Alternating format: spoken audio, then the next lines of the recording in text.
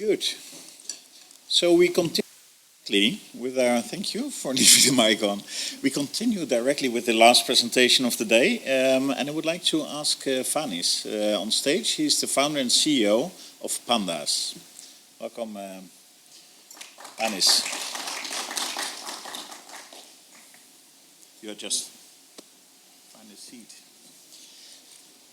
We will explain what Pandas challenge is. But first of all, Fanis will introduce himself and the company with a couple of slides, whereafter we will have an interesting discussion. Fanis, the floor is yours, and you can click on the left button. Gerrit, thank you so much for inviting us.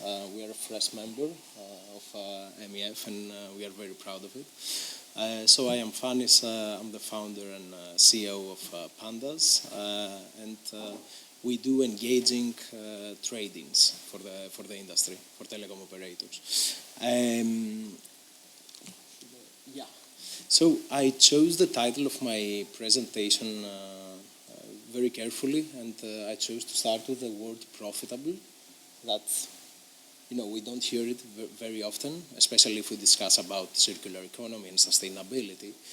And it's not that often that initiatives with big positive impact on the environment, that they also come with a net positive financial gain for all parties included. And what do I mean by that? Let's say that there are initiatives that do DAC, direct air capture. Are we aware about that?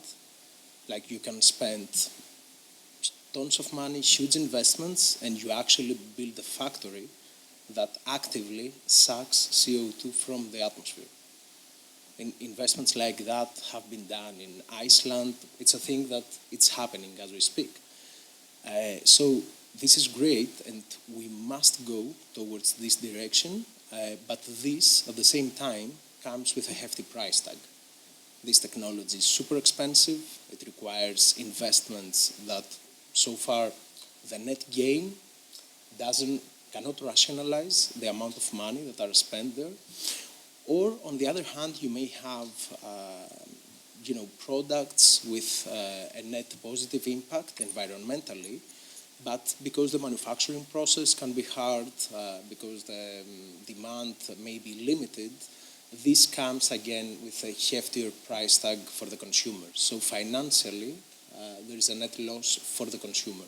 So it's not that common that initiatives with strong environmental impact can also have a positive financial impact to all the stakeholders that are included. And this is the case of trading, of devices trading. What I want to show is that every year we have 1 billion of smartphones that are stopped being used. And it's bizarre because I always, I read about articles and papers about the UK having XX million of devices in their drawers, or in the US only 20% of the devices are traded in or recycled responsibly, whereas no one speaks about this huge number that derives directly from the hard data that we have from the industry. Every year, we've been producing consistently 1.3 up to 1.45 billion of new smartphones. It's as simple as that. If you see just the number of the active smartphones from the telecom operators, it increases only by 0.3 billion every year. So we have this huge black hole every year with more and more devices that are stopped being used. Of course, some of these devices have come to their end of life. So, the industry's role and our role and the consumer's role is to dispose them in a responsible way and recycle them responsibly. But many of these devices can change hands, because if you think on a macro level, this is a huge financial asset. We are talking about billions or hundreds of millions of devices every year, forgotten in drawers after you stop using them. And if you multiply this number every year with an average value, I'll give it 40 or 50 bucks, because you also have very low-end devices. This is a huge financial asset that is sleeping out there. Apart from that, it's also an environmental hazard, because if you forget about these devices for many years, higher are the chances that these devices won't be disposed in a responsible way. And as we've seen from, sorry, the font is not loaded correctly, so sorry about that. But the World Economic Forum issued a research like 2 or 3 years ago, and it's now officially that e-waste is by far the fastest growing stream of waste that we produce.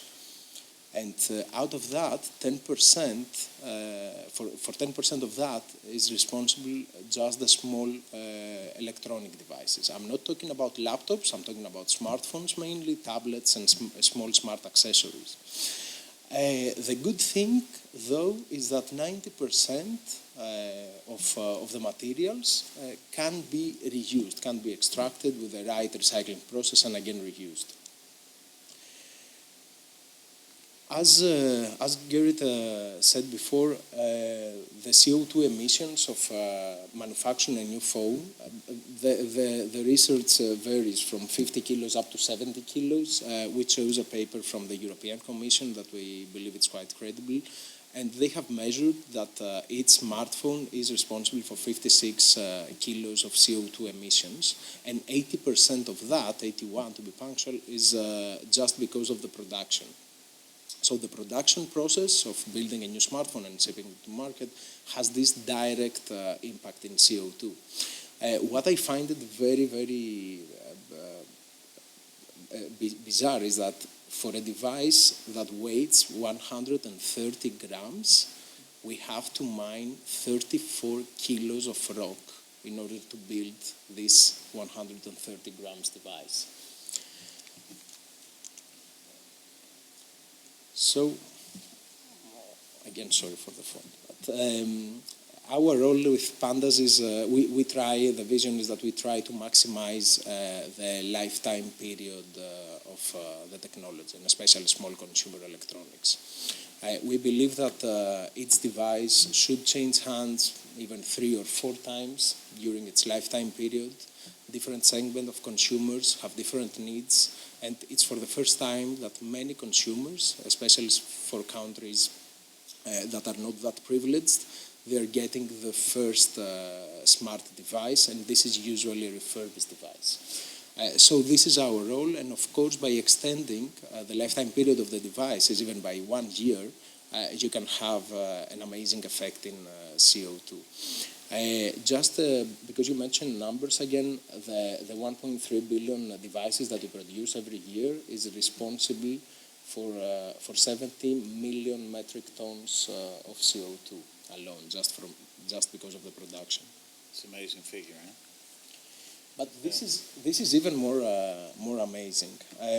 So we are active in a market that is growing incredibly fast.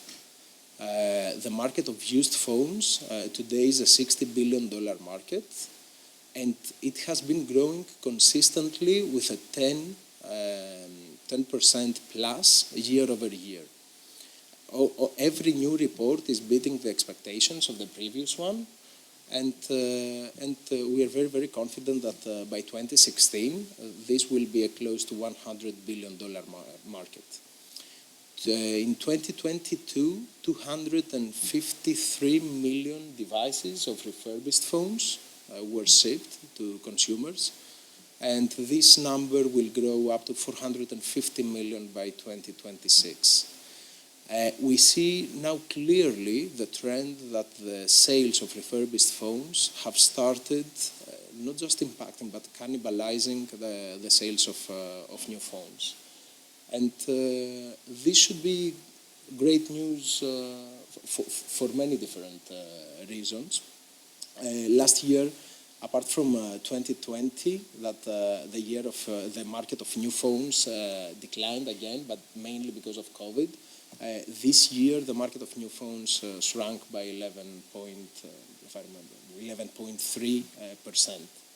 That was a huge decline for a market that was saturated for the past years, but up to now was only seeing growth. So we find this graph very exciting. But even though the trend is there, the market is very dynamic, only 23% of the first-hand devices are being traded in. And that was exactly to the comment that was done before. We believe that this happens because the trading process in general is either non-available in many markets or it's broken because it's not engaging enough. It doesn't have the right UX. The process to trade in or to sell your phone in order for it to be reused usually is complicated. It's a quite opaque process. And even in the most advanced markets, it's mainly manual. So the biggest threat to our industry and to the trading is discrepancies because of manual grading. People cannot assess the value of a used phone in real time. The dimensions of how you can judge the value of a used technology are so many that you cannot train thousands of retail employees to do that in the right way. And of course, the program itself, the trading programs are not engaging enough so that the consumer, automatically and by themselves, they can just run the process without any other assistance. So this is the 200 billion opportunity for the market and for us as well. And this is what we believe that we address with our technologies. So in a nutshell, our company does exactly that. We build or we scale or we organize trading programs for telecom operators and phone retailers. We sit in the heart of the trading program, which is the interaction of the end consumer with their device and their telecom operator or their retailer. And we organize all the stakeholders, the value chain, within this process. And there are many stakeholders in there. It's like insurance companies, buyback companies, refurbishers, marketplaces. So we are working together with the telecom operators. We give them our platform and our tools in order for them to launch very effective and very engaging trading programs. It's not just a software, and what excites me in this business is that the way we do it, apart from software that I believe that you also tried yourself, we have developed a patented now technology.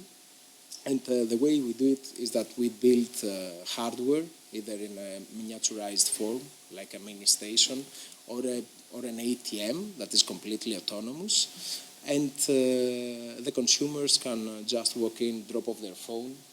And we have found a wireless way to identify any kind of device and assess its condition. So within a couple of minutes, without asking the user to do anything else on their device, we can identify that this is the model, the device is not stolen, these are the scratches, etc., etc. And algorithmically, we can put a value in real time, a binding value for this device. And these are the different tools that we use in order to set up a trading program. And from that, of course, we use our toolkit in order to create custom journeys based on the needs of the partner, based on the needs of the telecom operator. Because different partners may have a strategy that they want the consumer to visit their nearest location.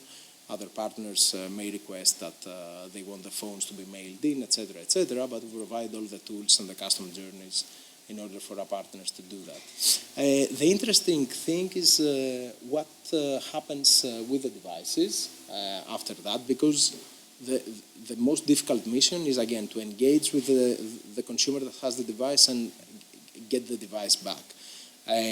So there is one step of the process, which is assessing the true value, and then depending on the type of the inventory, you may have different routes for different devices. And what I mean about that, of course, you have the devices that they have reached the end of life.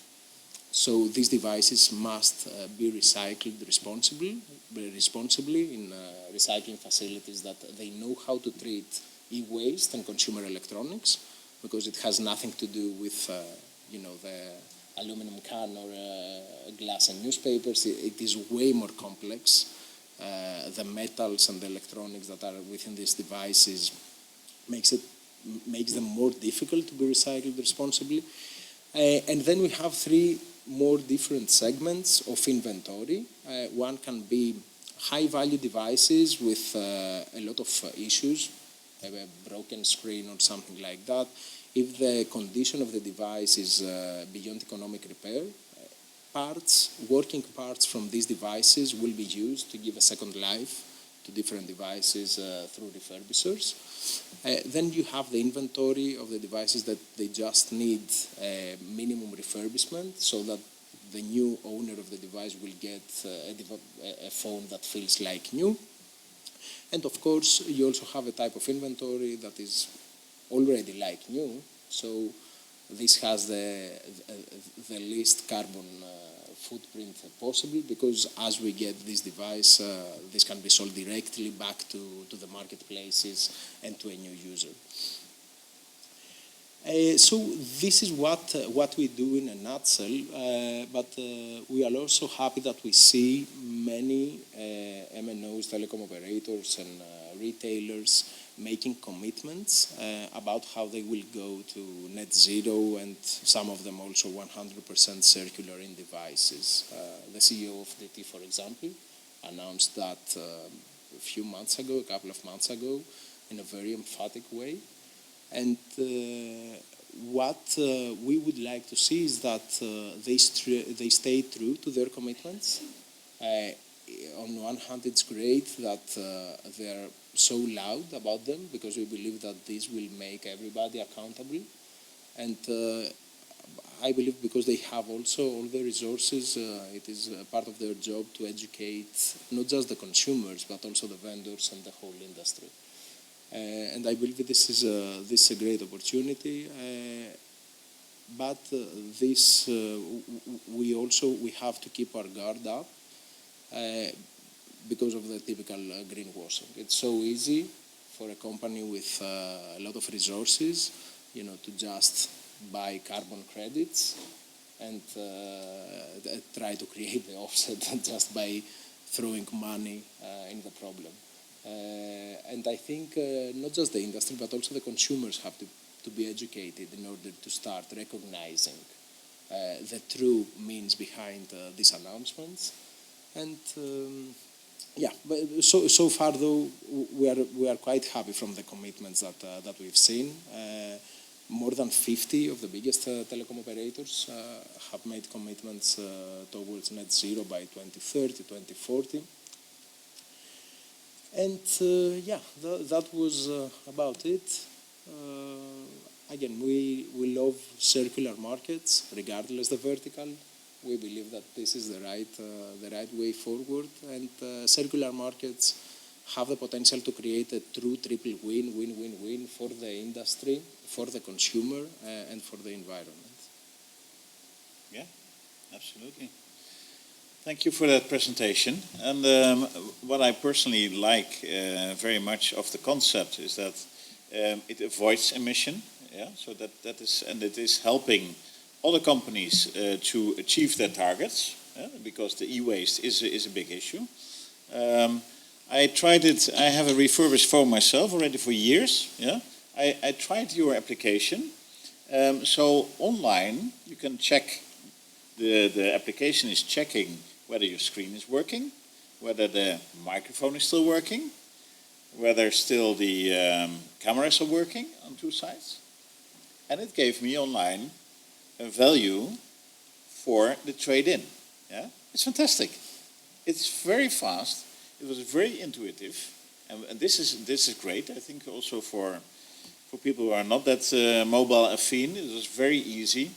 It did the EMI check, so it was also checking whether this device had been stolen. So that is with the GSMA EMI database. Correct. So for me, that was all the tick in the box. And I liked, by the way, what you want to, to buy it for, but it's very interesting. It is something new. My question to you would be, if you see the market opportunity, which is huge, and the operators who are willing to go there, how are you going to bridge from where you are? You are operational now in Greece. You work with different operators, but how are you going global? Is that that's a huge opportunity, but also a challenge, I think. Always. Right now, our company is at a Series A level. So, with the pre-seed funding that we got, we managed to build the technology. We managed to be sure that the technology is working. We also do hardware that is way more complex and difficult than software. But now we have closed the Series A funding round from very strategic people within the industry. Our hardware solutions are not live just in Greece. We even have hardware live in Japan, in Tokyo, for example. But now it's 2023 is the year that we scale. We have managed to hire and onboard a very strong leadership team with amazing track record. And it's always, you have to invest first before you can truly scale. And again, the hardware element always makes the things more complex, or it may be a little bit more capital intensive. But we believe that it completely it makes sense for us to scale that way. But I hope that the end of 2023 will find us live in 5 or 6 different markets. Yeah, fantastic. Any questions from the audience? We just have time for 1 or 2. Yeah, please. Actually, just a comment based on my previous experience, as I said, in that market, working with probably one of the world's best recycling foam factories, huge volumes. I could buy phones by defect, by the ton, to recycle through that factory, which was automated. And as I said, that was nowhere near the volume we were talking about. What I did find is some huge, crooks is a minor word, so much profit in that industry. I really endorse what you're doing, in other words, to get the telecoms providers, the GSMA track bad IMEIs, etc. Have you thought about linking it in so that you've got an underpinning operator-free infrastructure which will actually track these devices and flag up to the operators that are participating? How do you get people to engage other than through the operators? Because there's so much bad money in that business. There are 2 different paths and channels for this industry. One is the direct to consumer, so you place ATMs in retail neutral environments and you try to guide the consumers directly to interact with your technology. But we believe that, especially the telecom operators, they have the power to engage with consumers, because they can, if they spend part of their retention budget for increasing the face value of the used device, this can create offers that you cannot compete with that. And it is such a simple decision from the telecom operators. Instead of spending the $700 that they may have for retention, if they decide to just spend half of it or even a third of that into increasing the trading value that they want to give to their customer in order to keep them happy for a 24-month plan or whatever the next activation goal it may be, this is what creates unbeatable offers. And we believe very, very, very much into that. It's a great opportunity. Final question we had? Yeah, so this is really interesting. Clearly you want to recycle as much as you can, but when I sort of think about the sort of like usage, and isn't the best thing not to change your phone for a long time. So keep your old phones using instead of recycling it. But at some point, if we kept going that way, first of all, it's not really good for the industry. We need to sell. We need people to get the 5G phone. So how do we get this kind of balance? Because clearly, use less the service, you save. It's better. But we don't really want to go that way. You know what I completely got it, but we believe that the balance comes with the trade-ins, because you will never get a professional that is so demanding from their device. For example, I work on my device maybe 11 hours per day. I'm not effective enough if my device starts getting laggy or the battery does not perform as it wanted to be. But if the trade-in ratio that we showed before goes beyond 50%, 60, 70%, then other segment of consumers that either they cannot afford a $2,000 device, the price tag especially for flagship phones, iPhone started with $600, the best that you could get. Now it's close to 2,000 euros. So different segment of consumers have different needs and different budgets. Devices that go through Pandas platform end up, for example, in Morocco and Marrakesh. And if you see the device, you may say, oh, there's no way that this device has value to anyone. But there are people in other markets that they can spend $25 in order to be online. And they are more than happy with that. And us and the industry activating this part, because you cannot create a $15 smartphone today with today's technology. But it's okay if you enable users to get online, even with devices that are traded in and are of a lower value. As of now, I think 3.4 billion consumers have smartphones.